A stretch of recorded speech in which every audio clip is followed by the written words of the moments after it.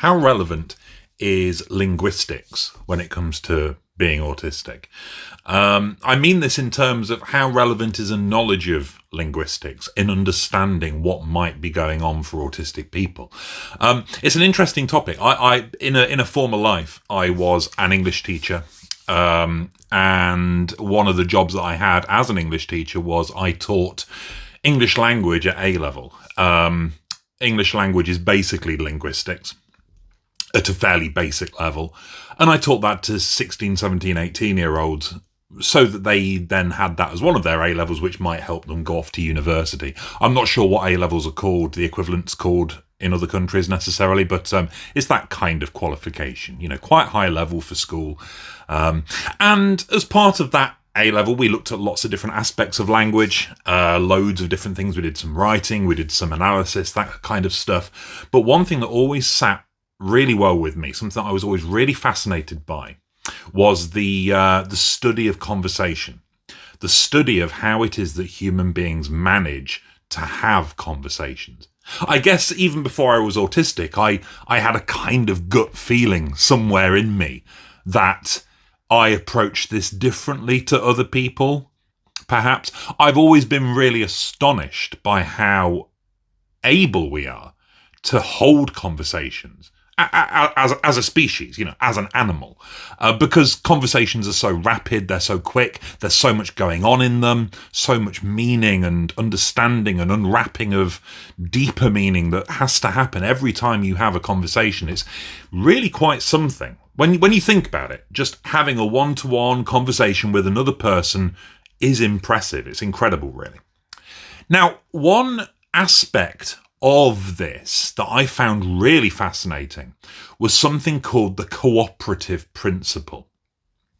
And that's what I'm going to focus on today. That's what I want to talk about in this video. The role of the cooperative principle in autistic people having conversations. I'll start by explaining what it is, what this cooperative principle is, what it means. And bear in mind, of course, that is going to be taken from a purely neurotypical viewpoint.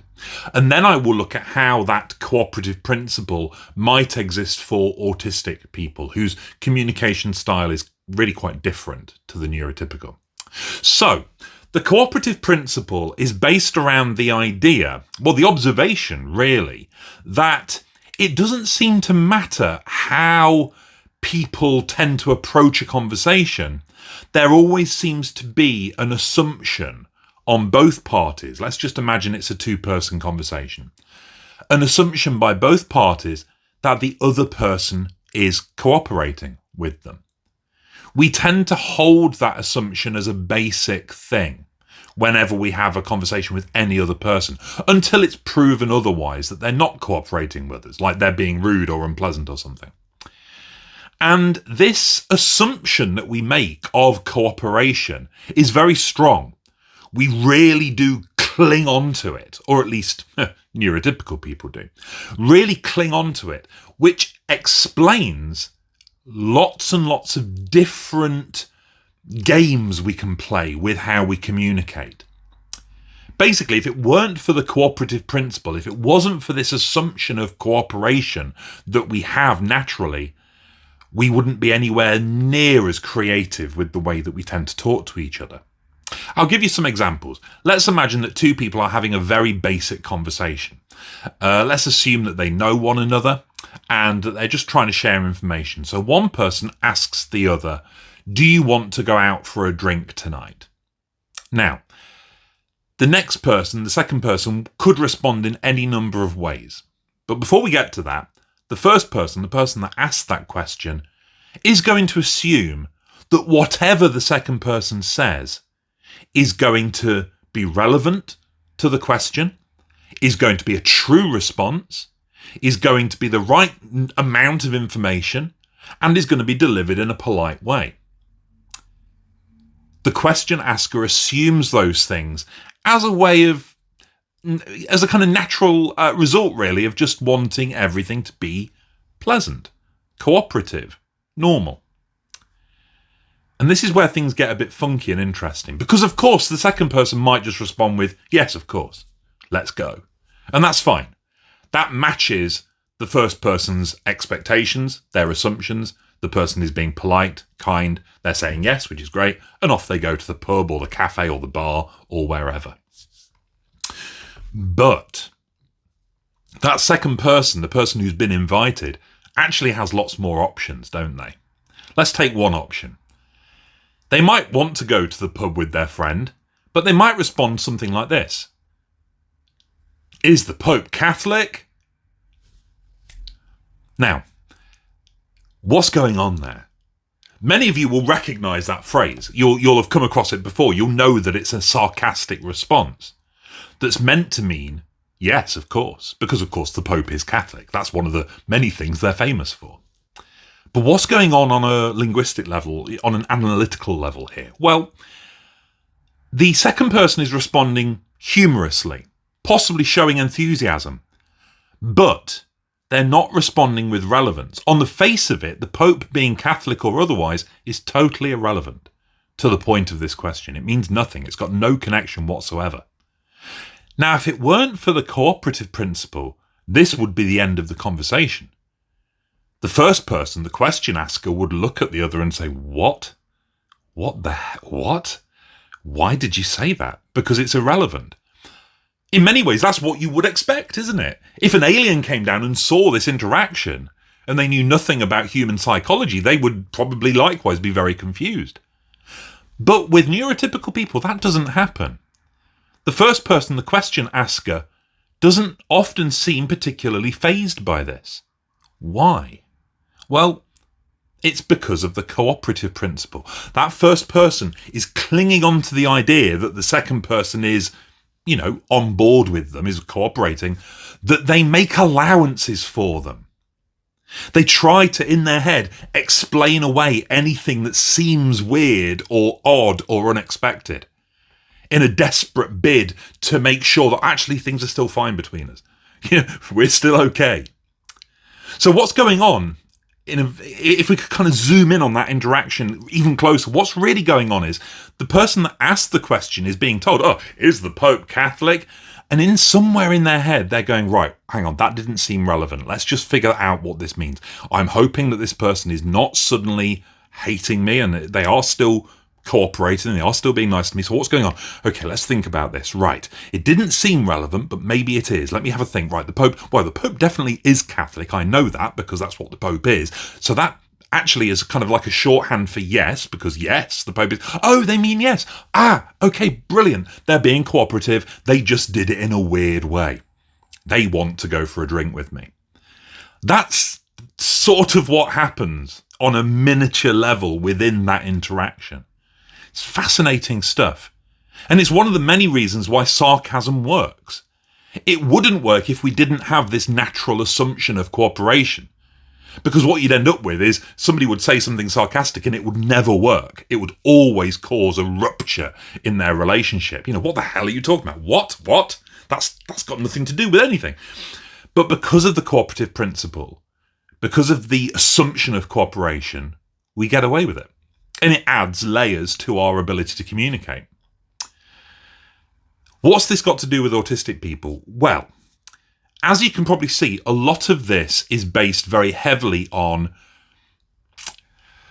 ambiguity, which is something that autistic people don't tend to tolerate in their communication. Okay, so what we have here is a situation whereby between neurotypicals, there is this assumption of cooperation, and that smooths over any differences. It allows things like sarcasm, humour, absurd humour, all kinds of things. But maybe if there's an autistic person in the equation, maybe it doesn't work so well.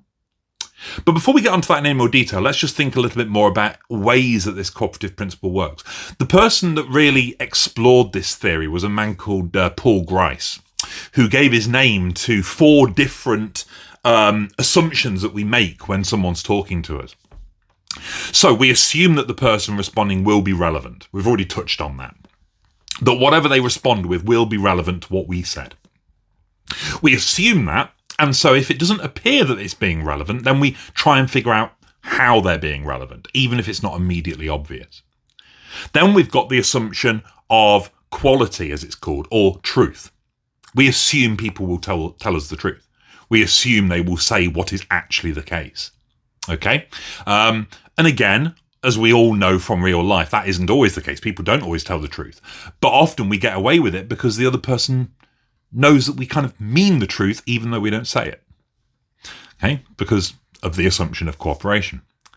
Then we have the assumption of quantity, which is that we assume that we're going to be given enough information in their response in order to make sense of what they're saying. And again, we assume that even if at first it seems like they're not. And then finally, we have the assumption of manner, which is that we assume that they will respond to us in a positive, pleasant way, and that they will be trying to maintain cooperation with us. So they won't start screaming and swearing and attacking us. Again, this gives us leeway because it actually weirdly means that you can start swearing and being mean to the person. And the other person will just kind of take this as, oh, they're just being funny. It's banter. I assume they're cooperating, so I'll forgive them for this and I'll understand they're just trying to be funny. So, for example, we've already had the Pope being Catholic as an example of the relevance assumption. When it comes to the assumption of truth, this explains that whole other field of sarcasm where people do literally tell you the opposite of what they're feeling. When you say to somebody and say, oh, are you doing okay? And they go, yeah, I'm great. In that wonderfully sarcastic way that people have. We assume that they are kind of on board with us, that they are cooperating with us.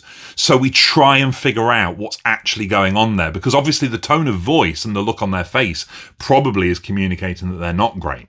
So therefore we forgive their lie because we recognize that the lie they've told us is in good faith. They're just being sarcastic. They're not actually trying to deceive us. They're just messing with language. When it comes to the maxim of quantity, it's a bit more complicated. But often, for example, it might be used for humorous effect. You often see this when people say much less than is required. A really humorous example of this that I always enjoy finding on the internet is when somebody asks, what's the difference between this, and a responder will say something just like, yes. Oh, what's better out of a PlayStation or an Xbox? Yes. The point being made, of course, that it doesn't really make any difference. There's not really any difference at all, so don't worry about it. But the assumption of quantity is really kind of messed with there. But you'll assume that they're on board. You'll assume that they're playing with you. They're not just being, difficult. So you'll assume that they're giving you useful information, and you'll try and figure out what that useful information is. And then the assumption of manner, that we assume that people will always be being polite and pleasant with us, even if they don't appear to be at first. So if you were to go up to a friend of yours and say, I'm going to this place later, and they said to you, oh, you fool, that place is rubbish. Are you some kind of silly person? Because they're your friend, because you're in a conversation with them, you will assume the best. You will desperately hope that they're not being serious. And often, of course, you'll be proved right. Yeah, they're not being serious. It's just part of that whole banter thing that neurotypical people have, where they prove friendship to each other by being really horrible to each other.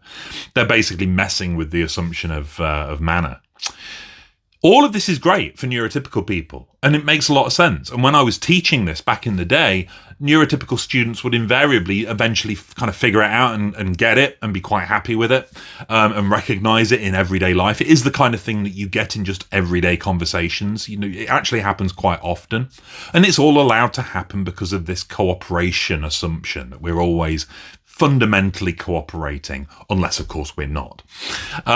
So we assume cooperation unless it's proven otherwise, and that allows us to do all these fun little things, sarcasm, irony, unnecessary aggression, which is kind of humorous, that kind of stuff. But if you're autistic, maybe this is where the problem lies. We talk often about autistic people not understanding certain aspects of language. People talk about autistic people, for example, not getting sarcasm, not getting humour. And the reality is complex.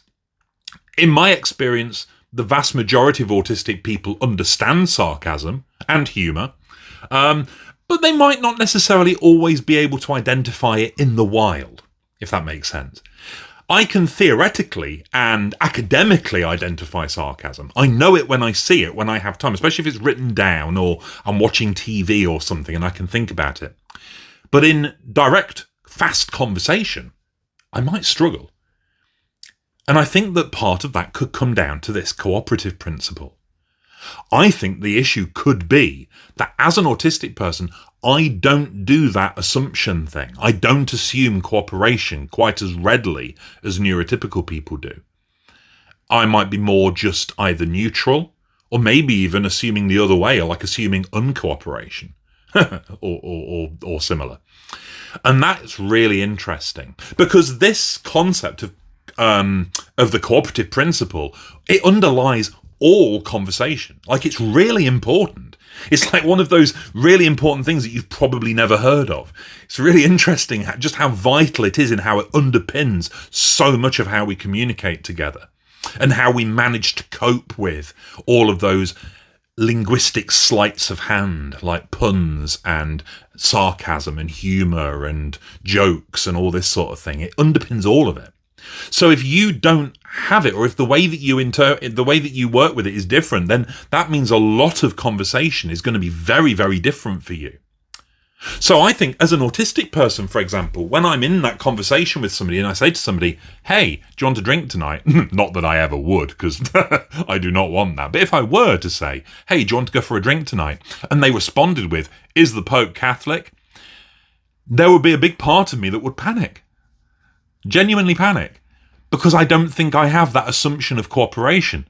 I don't assume that they're going to cooperate. I don't really assume anything. I don't know what's going to happen. I enter every conversation with a complete sort of I do not know where this is going to go. Which means that if they do respond unexpectedly with something that really needs this assumption of cooperation, like a sarcastic comment, I'm going to be all at sea. I'm going to be confused.